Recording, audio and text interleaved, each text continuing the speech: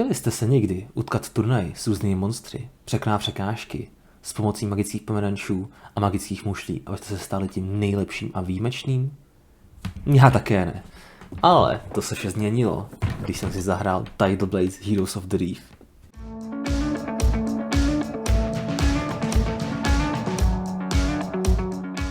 Tidal Blades Heroes of the Reef je hra pro 1 až 4 hráče a zabere vám zhruba 60 až 90 minut čistého času.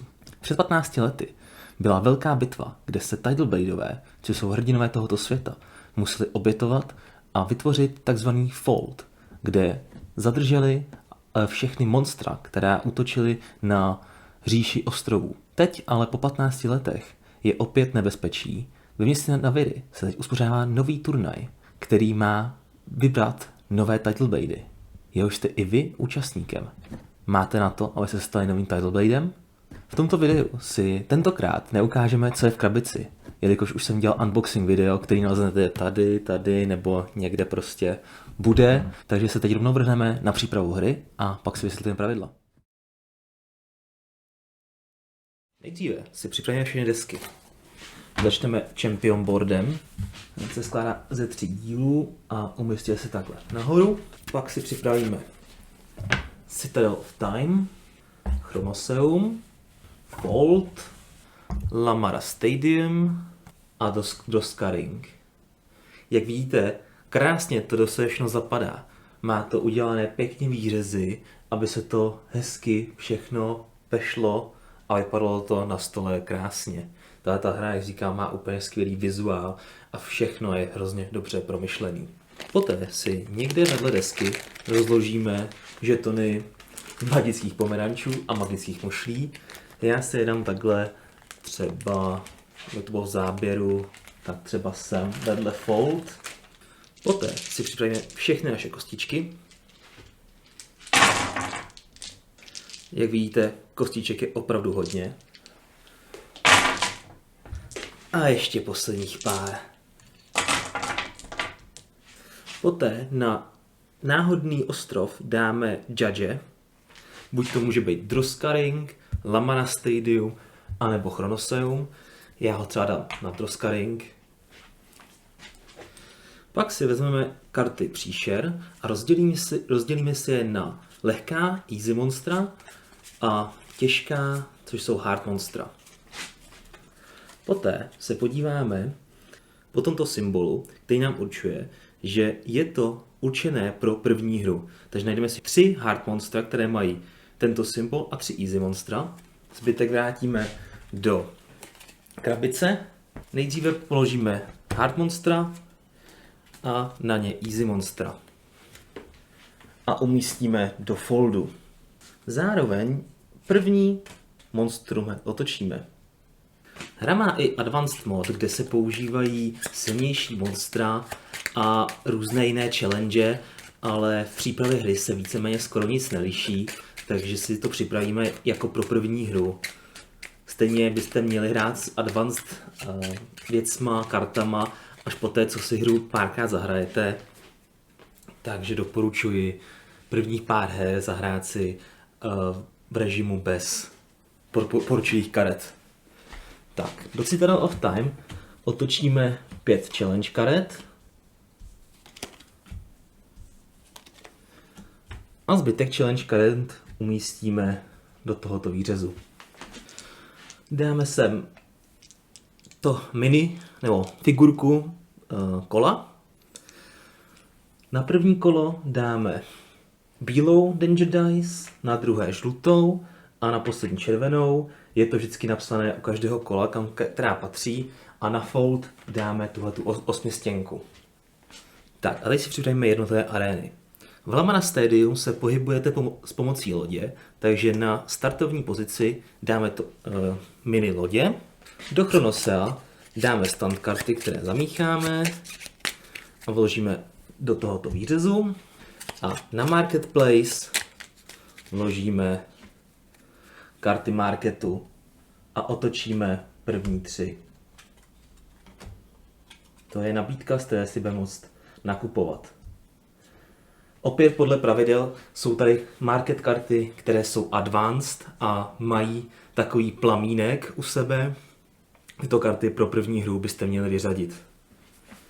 V almanachu pak máte i popsané, jak byste měli tyto karty zařadit do marketu nebo do challenge.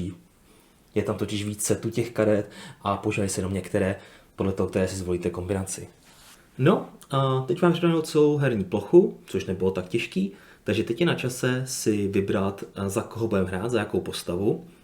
A podle toho, jestli budeme hrát ve hře se 4 hráči, 3, 2 nebo solo, tak jsou trošku jiné pravidla.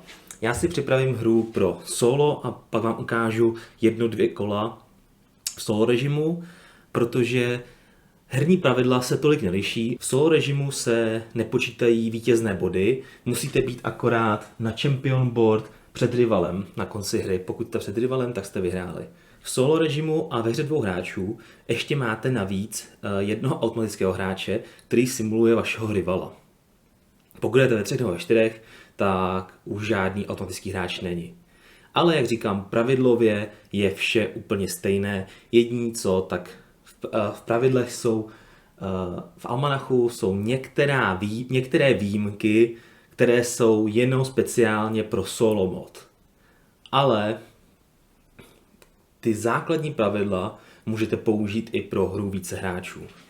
Na výběr máte ze 4 hrdinů Kajman, Axel, Echo a nebo Dust.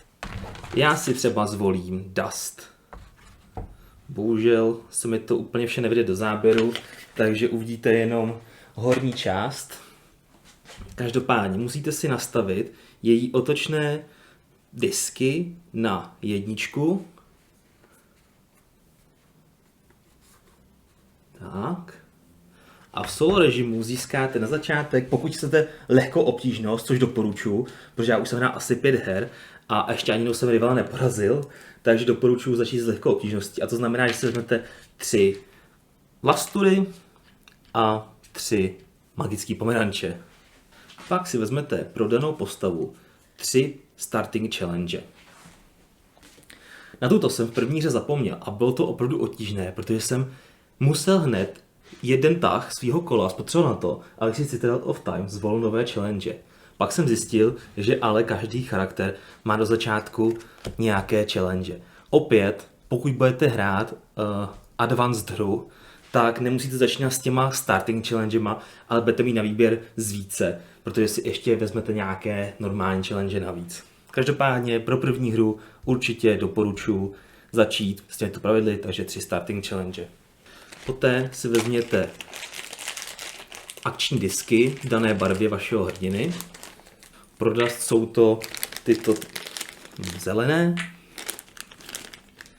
A pak si musíte zvolit vašeho rivala, což pro mě bude Axel, takže si vezmu Axelovo žluté tokeny.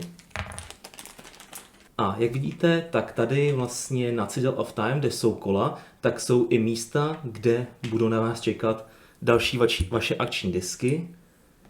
A ty vám dají v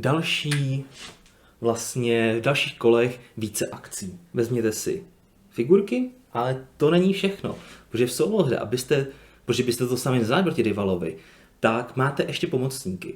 A abyste neovládali všechny 4 postavy se všema schopnostmi, nebo se 3 postavy a rivala, tak vývojáři vlastně tvůrci vymysleli jiný způsob, kde máte v podstatě díky vašim pomocníkům akci navíc. No a nejdříve si ještě dopřipravíme vlastní postavu, takže si najdeme všechny základní karty pro Dust a rovnou si vlastně můžete připravit i vaše pomocníky. Takže můj pomocník bude Kajman a ještě Echo. Takže Axelovo karty zůstanou nepoužité. Každá postava má vlastně takové povídání, které říká, v jakých vlastně traitech je silná, v jakýma startovníma kartama by měla začínat pro první hru a pak nějaký background. Takže to já už nebudu potřebovat, ale pro první hru určitě použijeme vlastně ten startovní schopnost této postavy, což bude New to the Isle Character Card. Goal Card jsou karty, které vám dávají vítězné body, ale ty se používají pouze ve hře více hráčů. V solo režimu vítězné body nezbíráme, takže vlastně ty secret goaly jsou schovaný. Takže si připravíme teda startovní kartu, což je New to the Isle, a s tou budeme začínat. Pak ještě máte do začátku vždycky kartu Shell Shield. Tak, zbytek karet zamícháme a nové budete získávat, pokud si zvednete svůj Synergy Trade. Poté si vezmeme karty pro naše pomocníky, což je Kaiman, ale odstraníme mu jeho kartu vlastně toho backgroundu a Shell Shield. Advanced Shell Shield a Shield Upgrade. Zbytek karet zamícháme, položíme vedle a dáme na ně figurku. Takže vlastně tyto 4 karty jsem odstranil. To samé uděláme pro Eka, odstraníme 4 karty, zbytek zamícháme a položíme vedle a dáme na něj figurku. Co nám zbývá, tak je akorát zamíchat plot karty a připravit si je. Plot karty se vyhodnocují, když váš rival vlastně spřádá nějaké intriky, tak pak se vyhodnotí, což si řekneme, až si vysvětlíme pravidla. Co nám schází, tak je vzít si tuto šikovnou destičku pro solo mod, z druhé strany je two player mod, nebo je solo mod, tak a dáme si ji někam vedle a ta nám vlastně říká, jaký je tah vašeho rivala, co se děje ve vašem tahu jinak oproti základní hře. A právě tady dole, jestli vidíte, tak tam vlastně se dávají karty, kde on spřádá intriky.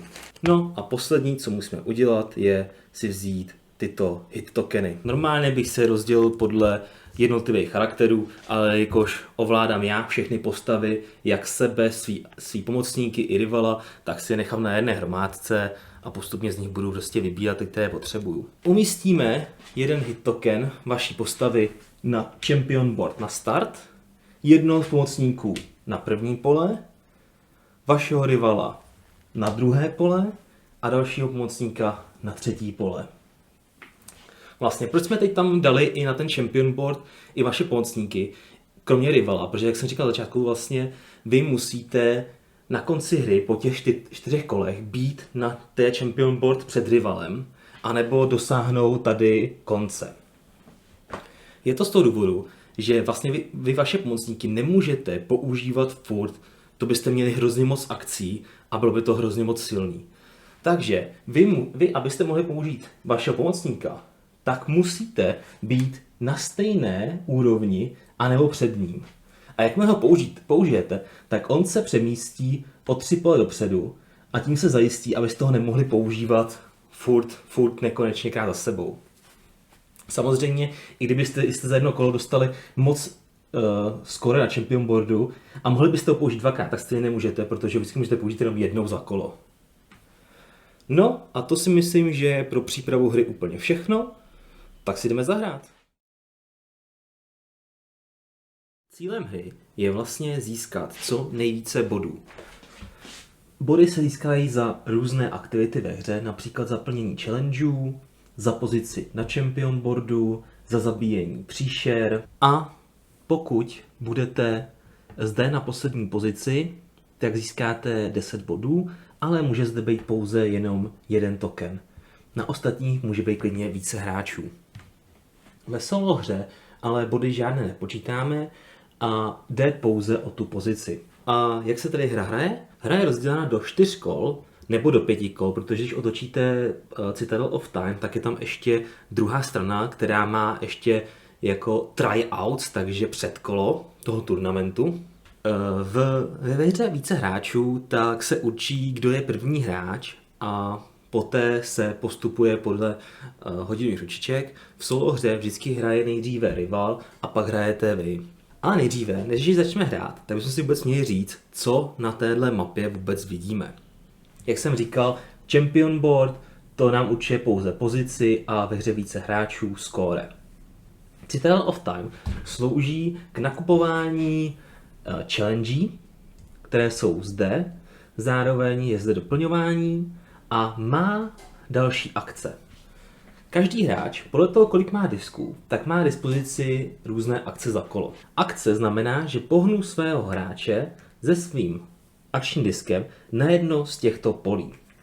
Tyto pole, které mají tyhle vlastně čárkované ohraničení, tak tam může být klidně i 4 hráči na jednou. Tyto pole, které jsou ale plné, tak může být pouze jenom jeden hráč. Pokud se to nachází už akční disky nebo hráče, nemůžeme na tuto kartu nebo na tuto akci se přemístit.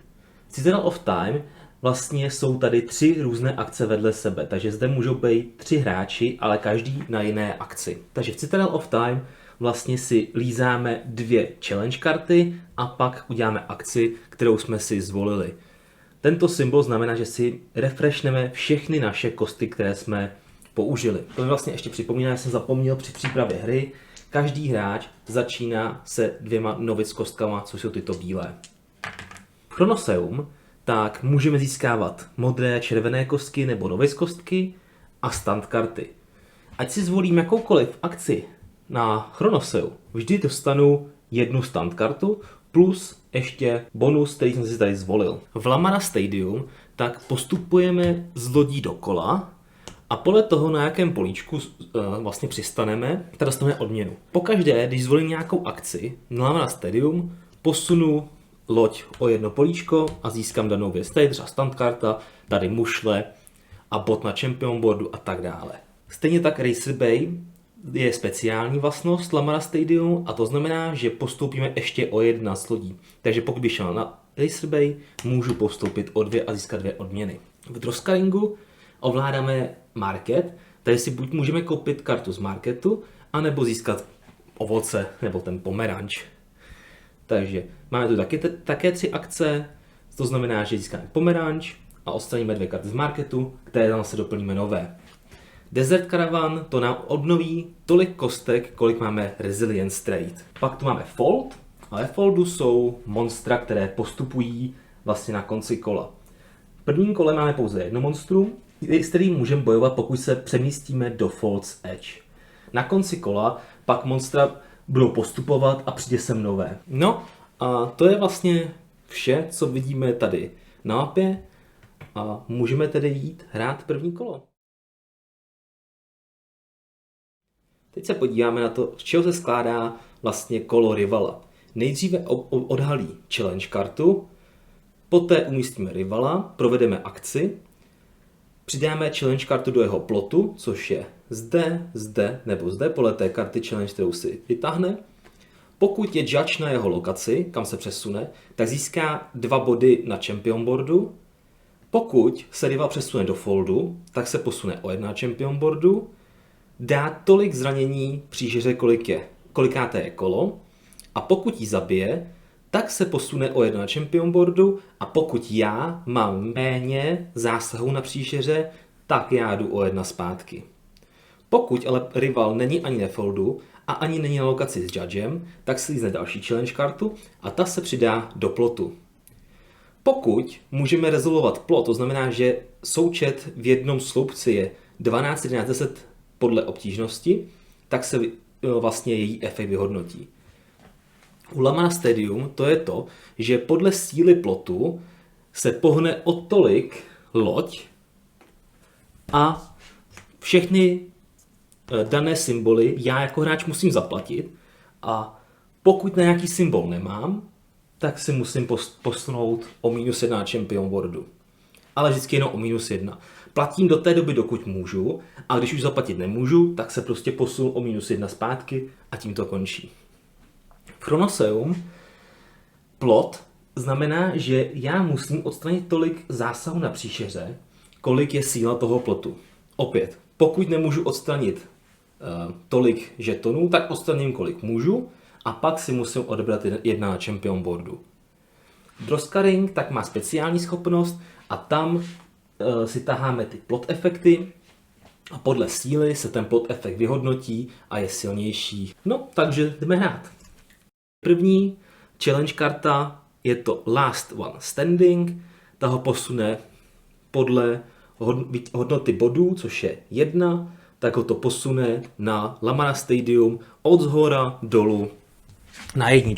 Umístíme challenge do plot efektu, do toho sloupce na Lamana Stadium a zároveň tam přesuneme i našeho rivala, což je Axel. Solo karta říká, že pokud je rival na Lamana Stadium, musíme posunout o 1. Judge tu není, ani není na foldu, takže slízáme další challenge kartu, to je 2. Tentokrát už se rival nikam nepřesouvá a pouze se to přičte do plot efektu. No a teď hraju já. Já teď teda mám na výběr více akcí, které můžu udělat. Buď můžu jít do Chronosea, Lamana Stadium, do Scaringu, do foldu, anebo do Citadel of Time. Citadel of Time teď úplně nepotřebuji, protože mám 3 starting challenge, takže to nepotřebuju. A vlastně já bych chtěl asi splnit nějakou challenge, abych si zvedl svůj trade. Mám k dispozici 2 nové kostky, ale fokus mám pouze 1. To znamená, že můžu použít pouze 1 kostku na danou challenge. Pokud si použiju více kostek, můžu sníst 1 ovoce a to mi zvedne na tu danou challenge, kolik kostek můžu použít víc. Takže jelikož mám na začátku 3 pomeranče, mohl bych teda teoreticky házet 4 kostkami, ale v dalším kole už budu moct házet opět jenom 1. Spirit nám určuje sílu stand karet. Každá stand karta se vyhodnotí podle toho, kolik tady máme sílu. Takže například, když jsme třeba měli získat 1 pomeranč, tak když máme 1, získáme 1 pomeranč, když budeme mít 3, získáme 3 pomeranče. Resilience nám udává, kolik kostek si na konci kola můžeme obnovit a zároveň upgradenout na lepší level. A synergie, ta nám zase udává, kolik máme k dispozici charakter karet. Vždy, pokud se přesunete na nové číslo, tak zde je ikonka charakter karet. Vy si vezmete 2 charakter karty, z nich si 1 vyberete a 1 dáte na spod balíčku. Já mám k dispozici 3 starting challenge, která mi říká, že potřebuju 1 fokus na kostce plus 1 dobrovolný fokus na kostce, stand, dobrovolný stand, anebo 2 resilience a 1 dobrovolný resilience. To znamená, ten dobrovolný znamená takový takzvaný push it, že pokud chci, tak můžu ještě znovu házet kostkama a pokusit se to splnit komplet. Ale pro splnění challenge vám stačí akorát splnit tyto, které mají ten černý okraj. Ty čárkované splnit nemusíte, to už je jenom něco navíc. Za každý vlastně hozený symbol na challenge, tak si zvednete o tolik ten trade na desce. No a já, jelikož bych si chtěl zkusit dodělat tuhletu challenge, která potřebuje vlastně, když to si s tím pushit, 3 štíty, tak bych potřeboval 3 kostky. Sice mám fokus 1, takže bych mohl jenom 1 kostku hrát, ale díky tomu, že mám ovoce, tak bych si mohl zahrát všechny 3 kostky. Ale bohužel mám jenom 2 kostky novic, tak první akci, kterou budu ti udělat, bude, že půjdu na Chronoseum, na akci Guard Tower, tím získám 1 modrou kostku, pak získám bonus Chronosea, což je líznoucí stand kartu, a tam mi říká, že když bojuju s monstrem, tak můžu upgradenout tolik kostek, kolik mám Spirit Trade level. Což je mi teď ale do té challenge, kterou chci udělat, tak je mi teď vlastně jedno, ale stand karta vám zůstává a tu můžete použít kdykoliv chcete. Ještě máte k dispozici takovéhle karty, kde vidíte vlastně jaké danger dicey se používají každé kolo a jaké kostky se upgradeují na které. Zároveň na druhé straně máte i přehled kola. Takže první, co jsem udělal, bylo pohnout se svým charakterem akční disk na nějaký island. Poté jsem udělal akci, co byl Guard Tower, a získal jsem modrou kostku. Potom jsem získal island bonus, což byla ta stand karta. A teď se můžu pokusit o challenge nebo bojovat s monstrem. Já bych se teď mohl pokusit o challenge, což by byl ten obstacle course, protože má stejnou barvu a stejnou ikonku Chronosea. Vždycky na každém islandu můžete dělat pouze ty dané challenge toho islandu. To já ale nechci. Já chci pak jít do Droskaring a udělat tady challenge. Protože si zvednout resilience a zároveň, pokud splním challenge na ostrově, kde je judge, tak získám ještě 1 bod na champion boardu navíc. Takže tu tím vlastně končí moje kolo. A teď hraje opět rival. Takže rival jako první si vezme challenge kartu a opět je to Lamara Stadium a je to 2, takže se posune na 2. pozici ze zhora. Vezme mu žeton, akční disk, půjde na 2, teď posune U1 loď, judge tam není, ve foldu není, takže si lízne opět challenge kartu a přidá ji do plot efektu. No a hraju já.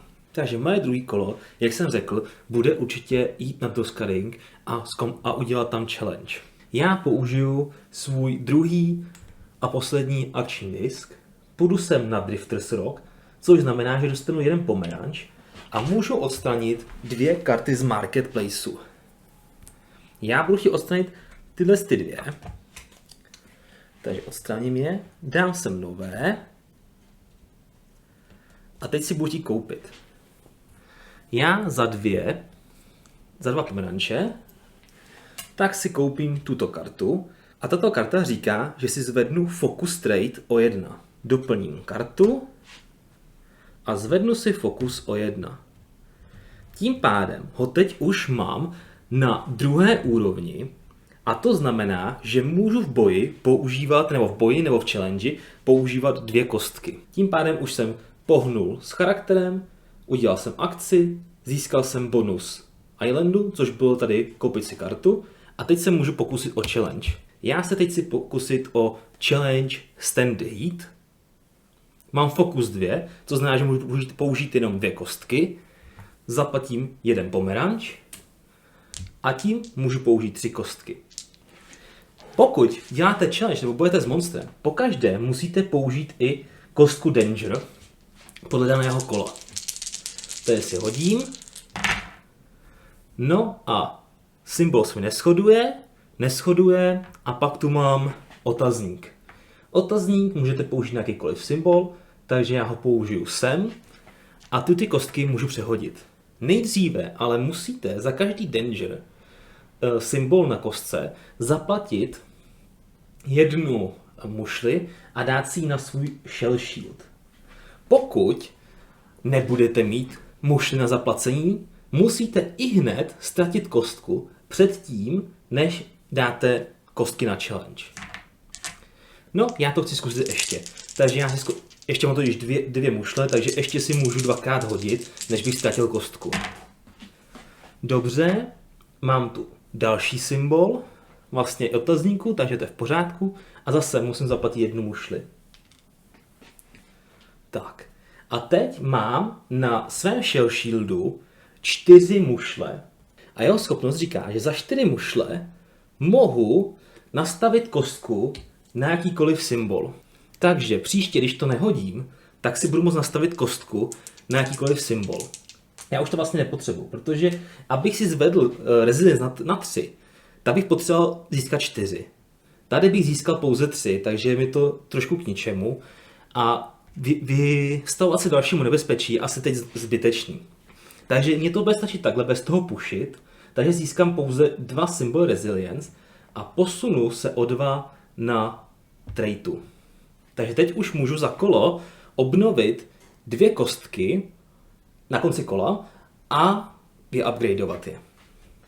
Všechny 3 kostky mi teď jdou do Spend Dice area na charakter boardu. Máme tu Active Dice a Spend Dice. Active jsou, které můžeme používat a Spend to už jsou ty, které jsme použili a nemůžeme je použít. A když jsme splnili challenge, tak se dává do příslušných sloupců a ty nám pak zvedají bonus proti bojování monstrům.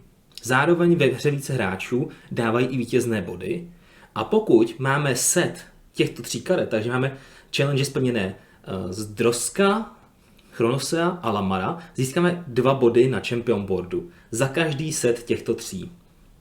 Takže já si umístím splněnou challenge do příslušného rohu nebo sloupce, zvedl jsem si trade a to je za mě všechno. Ještě dám kostky do spend. Pokud bych danou challenge nesplnil, tak bych kdykoliv vlastně můžete se rozhodnout přestat házet kostkama a klidně i nesplněnou challenge tak můžete opustit. Kdybych vzal například tuto challenge, pokud bych obsadil tyto dva první symboly štítu a už bych nemohl obsadit tento třetí, poslední, abych ji splnil, můžu tuto challenge opustit, odstranit, vzít si místo ní novou, ale za ty obsazené pole si zvednu svůj trade. Takže vlastně i nesplněná challenge vašeho hrdinu obohatí těma zkušenostma a on se může posunout dále. Ale nezískáte za to vítězné body, a nemůžete pak použít ten bonus pro bojování s monstry, protože ta karta se vám nedala do těch sloupců splněných challengeů. No a to bylo moje druhé kolo. A vlastně splnil jsem challenge a jsem ještě na ostrově s Judgem, takže se můžu posunout o jeden bod na Champion Board. Což je teď super, protože jsem na stejné úrovni jako můj spojenec Kaiman, takže v příštím tahu ho budu moct použít jako svoji další akci. Protože mě už došly vlastně akční disky. Na začátku prvním kole máte 2. A mě už došly, takže už bych nemohl hrát. Váš rival má vždycky o jeden víc. Má tento speciální token, který se používá pro solo hru. A to znamená, že má vždycky o jednu akci víc než vy. Uděláme teda poslední akci vlastně s rivalem. Lízneme si challenge kartu. A on si lízne 4 na Drawscaring. Drawscaring má pouze 3 pozice a 4. nemá. To znamená, že nejde na Drawscaring, ale jde na nejnižší pozici na foldu, která obsahuje příšeru. Takže to je tato. A s tou příšerou teď bojuje. Nejdřív teda odstraníme tu challenge kartu do síly, dáme ji do jeho plot efektu. A teď za to, že je na foldu, získá jeden champion board. Je první kolo, takže dá první zranění na příšeru. Rival vždycky dá zranění na příšeru z pravého horního rohu sloupec dolů a pak pokračuje dalším sloupcem od hora. Příšeru rival nezabil, takže se nic jiného neděje. A už další challenge si nelízá, protože je na foldu. No a teď můžu hrát já. Já teda jsem na stejné úrovni jako Kaiman, takže já teda rozhodnu, že využiju jeho akci. Podíváme se na jeho schopnost, kterou mám k dispozici. Když s ním hraju, mám k dispozici i jeho aktivní schopnost. Ta říká, že můžu použít stejnou akci, kde už nějaký disk je. No a to je super, protože já to vlastně teď nepotřebuju, ale bylo by to super, kdybych to potřeboval. Každopádně pro mě by teď asi bylo dobrý vzít Kaimana, položit ho na Chronoseum, vezmu si červenou kostku, dám ji do Active Diceu, vezmu si stand a ten nám říká, že si můžu vzít tolik karet challenge, kolik mám spirit. No a jelikož já příští kolo budu chtít dodělat tu příšeru, tak si budu chtít zvednout spirit. Takže se s jednou tohletou kostkou pokusím udělat obstacle course. Jelikož mám upgradeovanou červenou kostku, tak už mám větší šanci, zhruba 50%, že hodím tento symbol. Tak, a mám k dispozici 1 mušli, takže můžu jednou přehodit. Ale mám tady ještě 4 mušle na 6 shieldu, tady se mi to asi povede. Tak, bohužel jsem hodil druhý symbol fokusu, ale na Danger Dice není nic, takže nemusím platit mušly. A já použiju 4 mušle ze svého Shell Shieldu a dám je pryč. A to mi říká, že můžu nastavit kostku na jakýkoliv symbol. Takže to nastavím na tento symbol a tím jsem splnil challenge. Takže si zvednu Spirit Trade o 1. Dám si challenge do splněných. Vrátím Danger Dice. Akorát nejsem na ostrově s Judgem, takže si nezvednu Champion Board, ale zvedlo mi to Spirit a zároveň mám bonus pro bojování s tady tím krabem. No a a ještě musíme posunout Kaimana o 3. 1, 2, 3, protože jsem s ním teď hrál. Rival už nemá další akční disky, já už taky ne, nemůžu použít ani aláje, takže tím končí první kolo. Takže co teď se děje na konci kola? K tomu je takhle super almanachu vlastně na poslední stránce shrnutí kola a pak konce kola. že první, co musíme udělat, je, jestli bude útočit na nás příšera. Tomu se říká Invade Monster. Tomu se používá tato 8stěnná kostka. Hodíme si a hodil jsem 7.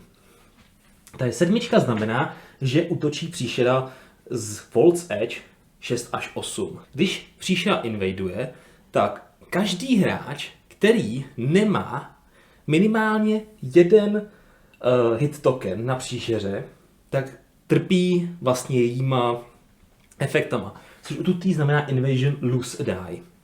V solo hře ale musíte mít aspoň tolik žetonů, kolik tam má vlastně váš rival. No já tam nemám žádnej, takže já prostě ztrácím jednu kostku. A rozhodnu se ztratit tu nejhorší, což je moje novice kostka. Poté, co projel Invade, tak se nám posune příšera dál od foldu a objeví se nová. V příštím kole by už tato potvora šla vlastně pryč a pokud by vlastně utekla, tak já za to, že jsme ji nezabili, vlastně já nezabil, nebo ve hře více hráčů by každý hráč vlastně šel o 1 na champion boardu pryč, ale když ji zabijete, tak získáte odměnu. A vlastně v příštím kole, tak by tato příšera už mohla utíkat, pokud bychom ji nezabili. Pokud bychom na ní neměli ani jeden vlastně hit token, tak je to samé jako s Invasionem a ztrácíme -1 na champion boardu. Každý hráč by tam neměl hit token. V solo hře to zase funguje jinak. Musíte mít aspoň tolik žetonů, kolik má váš rival. Dalším krokem je vlastně obnova vašich kostek a upgradeování. Jelikož mám Resilience Trait 2, tak můžu 2 kostky ze spentu vlastně si vrátit do aktiv. Mám tady modrou kostku prvního levelu a novice kostku bílou. Takže já si upgradenu modrou kostku na tuto modrou s černými okraji a bílou si upgradenu na tuto červenou. Protože červené a modré vlastně mají rozdílné strany. Modré mají Resilience a Synergy, ty vlastně strany, a červené mají Spirit a Focus. Já bych tedy chtěl mít dispozici aspoň obě, abych měl šanci hodit vše. Ve hře více hráčů by se teď koukalo na Champion Board a ten hráč, který je vepředu, tak by získal zde hit token a získal by pak více bodů na konci, protože je ten lídr, který na konci kola je první v tom turnamentu. Takže by získal tady, dodal jeden hit token a získal by jeden bod na konci hry. V solo hře body nepočítáme, takže to se neděje. No a poslední nám schází akorát posunout na druhou pozici na druhé kolo. Získáme akční disky a budeme muset používat hit diceu. Ale ještě jsem zapomněl, samozřejmě vrátíme si postavy a akční disky, které jsme využili. Takže já mám tady dispozici 3 a rival bude mít dispozici 4. Zároveň jsme použili Aláje, takže vezmeme jeho vlastně charakter kartu dolů a otočíme novou a dáme tam jeho figurku. No a tím jsme připraveni zahrát si další kolo. Poslední, co nám schází, je si ukázat, jak se bojuje s příšerama. Funguje to úplně stejně jako challenge. Pokud přesuneme svoji postavu na pozici ve foldu, tak si zvolíme kostky, s kterými budeme házet, vezmeme si Danger Dice a házíme. Avšak jediný rozdíl, který tady je, tak je, že kostky, které jsme použili na bojování příšerou, nejdou do spend diceu, ale odstraní se do společné zásoby. Pokud ale máte splněné challenge karty daného typu, který je nakreslený zde na příšeře, dostanete bonus die proti dané příšeře. Pokud máte jednu challenge splněnou, dostanete novice, pokud 2, dostanete plně barevnou kostku 3. levelu s černými okraji, a pokud máte 4 a více challengeů, získáte elitní kostku. Poté jsou na příšerách různé symboly. Pokud nejsou černé nebo celobarevné, stačí vám na ně jakákoliv kostka. Na jinak barevné symboly budete muset dát lepší kostky. Vše je popsané v almanachu, takže podle toho se budete rozhodovat, kterou kostku můžete použít a kterou ne. Pokud vy zabijete celou potvoru, takže tady v tom případě bych já dodal 5 hitů, získal bych kill bonus, což znamená, že se pohnu na champion board o 1 pole. Pokud ale ji nezabijete, zabije někdo jiný a máte aspoň jeden hit token na příšeře, získáte odměnu, která vám dá, třeba v tady případě Giant Mudcraba, získat novice kostku, tu bílou. Poté, co je příšera zabitá, všechny hit tokeny se dají vedle a na konci hry za každý hit token, který máte ve foldu, získáte 1 bod. Pro svou hru se nepočítá, jelikož skóre se tady nehraje roli. Pokud příšera uteče a není zničená, tak všechny hit tokeny se dají opět na fold a na konci získáte za ně 1 skóre. Avšak nikdo nezíská žádnou odměnu a pokud hráč nedal aspoň 1 zásah na potvoru, ztratí na champion boardu jedno postavení. A to by bylo vše tomu, jak se bojuje s monstry. A zbývá nám ještě hraní stand karet. Stand karty můžeme zahrát kdykoliv, kdy potřebujeme a vyhodnotit efekt podle toho, co je na té kartě napsané. Vždycky jsou na jedno použití, takže po použití odstraníme kartu. A pokud rival má dostatečný počet na challengech, to máme tady v pravém dolním rohu, jsou hodnoty, tak podle obtížnosti, pokud dosáhne součet v jednom sloupci 10, 11 nebo 12, tak se vyhodnotí daný plot efekt. A pokud je to na drawscaringu, tak otočíme plot efekt kartu a vyhodnotíme. Jak jsem již říkal, pokud nemáte na zaplacení daného plot efektu, tak ztrácíte 1/1 champion boardu. Jak se určuje síla plot efektu? Vezmete polovinu karet z daného sloupce a za každou kartu, kterou vezmete, získáte 1 k síle. Tyto karty se pak odloží stranou a tím se zase uvolní místo rivalovo plot efekt sloupci. Berete vždycky od nejdražších karet a zaokrouhlenou nahoru. Další kolo už hrát nebudu, jelikož jsem vysvětlil úplně všechny mechaniky hry a pokud budete chtít vidět celou hru od začátku do konce, tak někdy ke konci týdne bych vydal video s celým gameplayem. A teď se vrhneme na recenzi. No a co si teda myslím o Tidal Blades Heroes of the Reef? Za mě je to úplně neskutečná hra. Za ty peníze, nějakých 1100 korun, získáte hrozně moc věcí s krásným artworkem. Je to pro mě jedinečná hra. Mechaniky jsem ještě ve své sbírce vlastně takovéhle mechaniky vůbec nemám. Takže za mě určitě hra, kterou jsem hrozně rád, jsem si pořídil, protože je to úplně něco jiného a je to pro mě teď jedna z mých nejoblíbenějších her, jak vlastně na solo, tak obecně. A jediné, co bych tomu vytknul, tak možná vlastně trochu se ta cena asi podepsala na kvalitě komponentů, protože ty desky, žetonky, kostky, všechno je v pořádku, ale karty se mi zdá, že by mohly být z kvalitnějšího kartonu, protože mají tendenci se trošku ohýbat. Ale na druhou stranu to mě nějak extra nevadí, protože nečekám, že hru budu hrát 10 let v kuse, aby se mi nějak extra opotřebila, takže to je tak asi tak jediná výtka k tomu, jak vlastně hra je vyrobená. Takže říkám, za tu cenu hrozně moc věcí, hrozně pěkný art, je to super. Co se týče mechanik, tak mechanicky bych tomu asi vlastně vůbec neměl co vytknout, protože je tady spousta možností, jak musíte zvítězit. Každá postava se hraje trošku jinak. Možná bych ještě u těch postav třeba zkusil na těch jejich vlastně deskách, jsou ty otočné kotouče a jejich vlastnosti, takže třeba každá mohla mít ještě jiné startovací vlastnosti aby byla větší ta diverzita, aby se to nelišilo pouze vlastně jejich vlastnostmi. Takže možná to bych jako třeba změnil, ale jinak je to fakt unikátní, hrozně se mi líbí ten způsob těch arén, kde vlastně vy si rozhodujete, jestli které challenge vlastně uděláte, na jakou arénu půjdete.